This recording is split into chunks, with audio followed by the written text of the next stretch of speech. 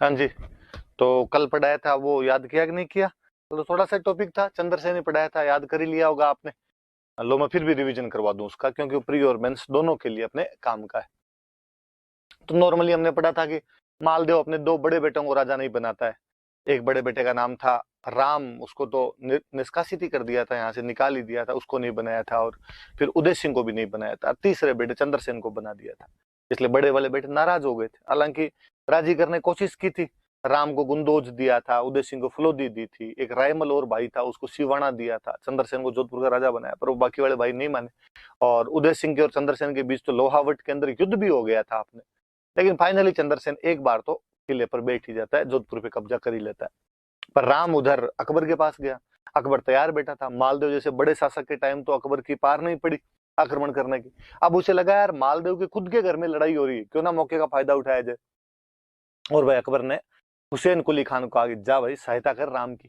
तो 1564 में हुसैन कुली खान अपने यहाँ पर हमला करता है जोधपुर पर।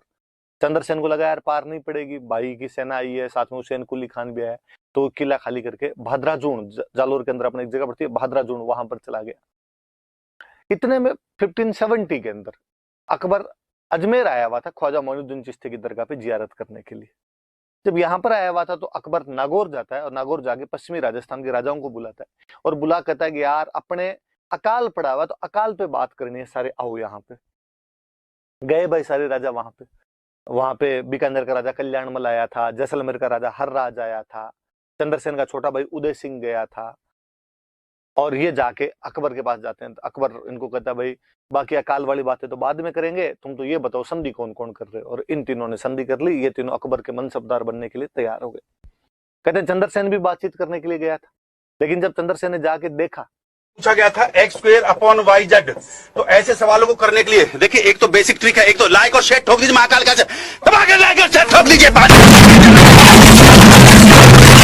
पूरा साल मेहनत करता हूं आपके लिए बेटा, ऐसा नहीं चलेगा, ऐसा नहीं चलेगा। कि अकबर का पूरा झुकाव उसके भाई उदय सिंह की तरफ है, तो उसको लगा अपने को तो कुछ मिलना नहीं। तो कहते हैं वो बिना अकबर से मिले कैंप खाली करके वहां से वापस आ गया। अकबर को बड़ा गुस्सा है कि अच्छा मेरे से मिलेगा भी नहीं तू। और उसने भादराजुन पे अटैक कर दिया। भादराजुन पे किया तो चंद्रसेन सिवाना चला गया। सिवाना के बारे में मैंने बताया था, वो एक तरीके से राठौड़ों का शेल्टर हाउस था, राठौड़ों का सेफ हाउस था। सिवाना गया, सिवाना पर अटैक हुए तो आगे वो पीपलुंद की तरफ गया, पीपलुंद पे अटैक हुए तो कणुजा चला गया।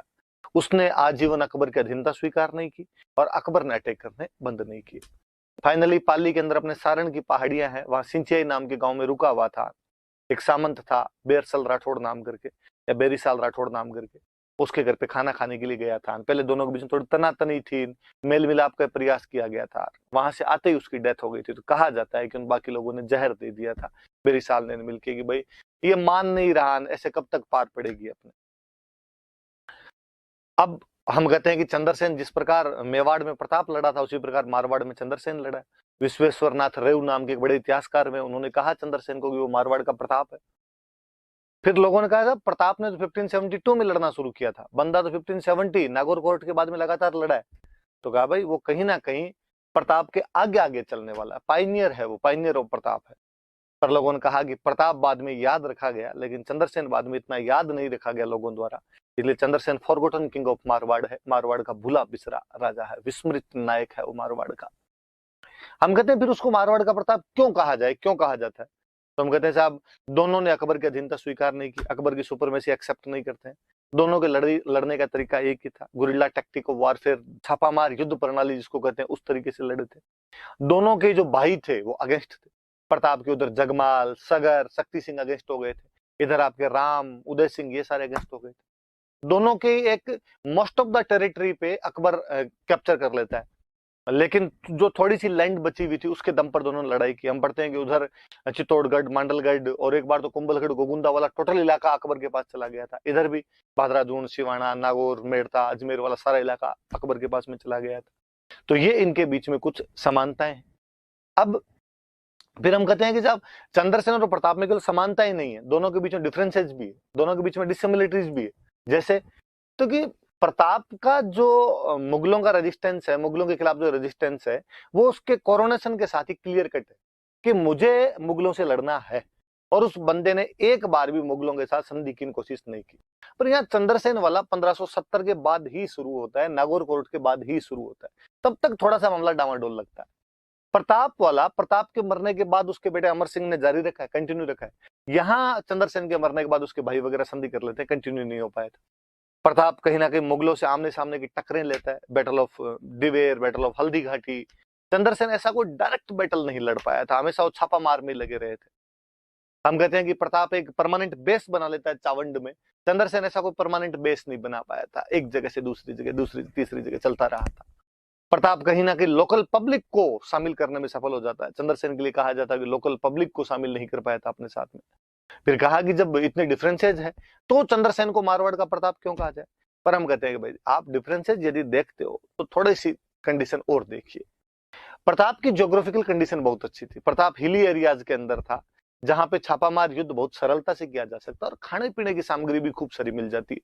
चंद्रसेन के पास में ऐसा कोई भी एडवांटेज नहीं था। बहुत ही एडवर्स ज्योग्राफिकल कंडीशन, जहां पे एक डेजर्ट पड़ा है, प्लेन डेजर्ट पड़ा है, ना खाने पीने की कोई वस्तु, दूर दूर तक ना बंदा ना बंदे की जात, कहां से पैसे आए, कहां छुपो आप जाके। फिर दूसरा, प्रताप को भामासा और ताराचंद जैसे डोनर मिल गए थे। यह मारवाड़ मंगतों की धरती थी, चंद्रसेन को ऐसा कोई डोनर और नहीं मिल पाया था। उसके बावजूद बंदे ने संघर्ष किया, यह अपने आप में बहुत बड़ी बात है। फिर नागौर कोर्ट की बात कर रहे थे, 1570 में अकबर नागौर कोर्ट लगाता है। उसका स्टेटेड ऑब्जेक्टिव यह था कि मुझे फेमाइन रिलीफ वर्क्स स्टार्ट करने हैं, लेकिन वास्तव में जो उसका एक्चुअल ऑब्जेक्टिव था वो ये था कि मैं जो राजस्थान के राजा है, राजस्थान के रूलर्स है, उनको अपनी सुपरमेसी एक्सेप्ट करवाना चाहता हूँ। कि बीकानेर के राजा कल्याणमल ने, जैसलमेर के राजा हरराज ने, उदय सिंह ने एक्सेप्ट भी कर ली थी। अकाल राहत के तहत भी उसने यहाँ पर एक पौंड बनवाया था, शुक्र पौंड बनवाया था उसने। जब चंद्रसेन अब यहां से चला गया, जोधपुर किसको दे, एडमिनिस्ट्रेटर किसको बनाया, तो कल्याणमल का बेटा था राय सिंह, बीकानेर का जो राजकुमार था, उसको यहाँ 3 साल के लिए 1572 से लेके 1574 तक एडमिनिस्ट्रेटर बनाया था। नागौर कोर्ट राजस्थान के हिस्ट्री का वाटर साइड है। नागौर कोर्ट ने यह तय कर दिया था कि कौन मुगलों के साथ और कौन मुगलों के खिलाफ है। नागौर कोर्ट ये भी तय कर देता है कि अब आगे जो राजस्थान में राजा बनेंगे वो कहीं ना कहीं मुगल डिपेंडेंट किंग होंगे। वो लड़ेंगे, बहादुरी अब भी होगी, लेकिन वो बहादुरी किसके लिए होगी, उनकी मुगलों के लिए। नागौर कोर्ट से एक बार एक अच्छा डिप्लोमेट ठहरता है और उसने बिना लड़े राजस्थान के राजाओं को अधीनता स्वीकार करवा दी थी, राजस्थान के राजाओं को अपनी सुपरमेसी एक्सेप्ट करवा दी थी। एक पॉजिटिव पक्ष उसका यह है कि जब कोई भी ट्रीटी होती है, कोई भी एग्रीमेंट होता है, तो कहीं ना कहीं युद्ध बंद होते हैं। युद्ध बंद होते हैं तो पीसफुल एनवायरमेंट जो होता है वो स्टेब्लिश होता है, और पीसफुल एनवायरमेंट कल्चरल एक्टिविटीज को प्रमोट करता है। इसके बाद भी देखा गया, मैं आगे और पढ़ाऊंगा आपको, कि राजस्थान की जो पेंटिंग्स है उसका तो विकास ही पूरा का पूरा अकबर के समय में हुआ है, क्योंकि तब तक जाके राजस्थान में शांति स्थापित हो गई थी।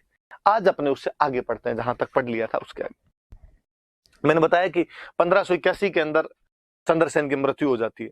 अकबर जोधपुर को खालसा कर देता है। खालसा का मतलब वह भूमि जो सीधे सेंटर के अधीन हुआ करती थी, वह भूमि जो सीधे केंद्र के पास में रहा करती थी, उसको बोलते थे खालसा। 2 साल तक खालसा रखा। उसके बाद में उसने चंद्रसेन का जो भाई था उदय सिंह, जो 1570 में अकबर की अधीनता स्वीकार कर चुका था, उसको जोधपुर का राजा बना दिया था। तो आगे हम उसी की बात करेंगे। तो 81 से 83 तक तो